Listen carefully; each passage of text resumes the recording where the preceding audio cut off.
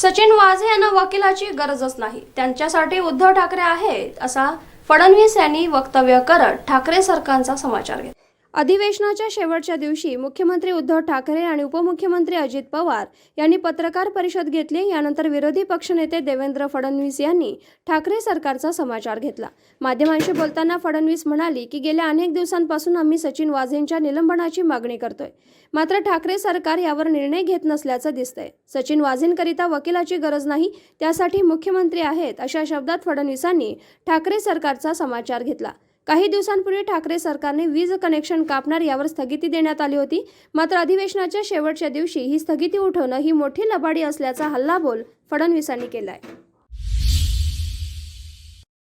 आज मराठा आरक्षण के संदर्भ में सम्माननीय मंत्री अशोक चौहान जी ने पूरे तरीके से झूठी बातें सभागृह में रखी।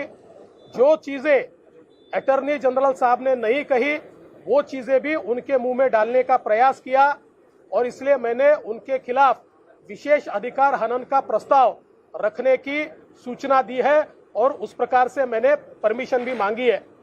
आज जो उन्होंने कहा है, हमारे मंत्री जी को ये पता ही नहीं कि जो कानून हमने तैयार किया वो 102वें अमेंडमेंट के पहले तैयार किया है और उस तैयार कानून में केवल हमने अमेंडमेंट की है और इसलिए कानून रेट्रोस्पेक्टिवली 102 से बाधित नहीं होता।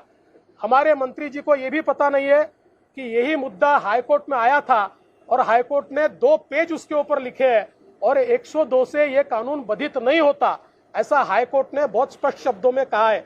बावजूद उसके ये जिस प्रकार की बातें कही गई और उसके बाद सत्ता पक्ष ने विरोधी पक्ष को बोलने नहीं दिया, इससे सीधा सीधा यह ध्यान में आता है कि सत्ता पक्ष को हमारे जमाने में जो रिजर्वेशन मराठा समाज को हमने दिया था उस कानून को निरस्त करना है और उसका ठीकरा केंद्र सरकार के सिर पर फोड़ना है और इसीलिए इस प्रकार की गलत बातें बताई जा रही है।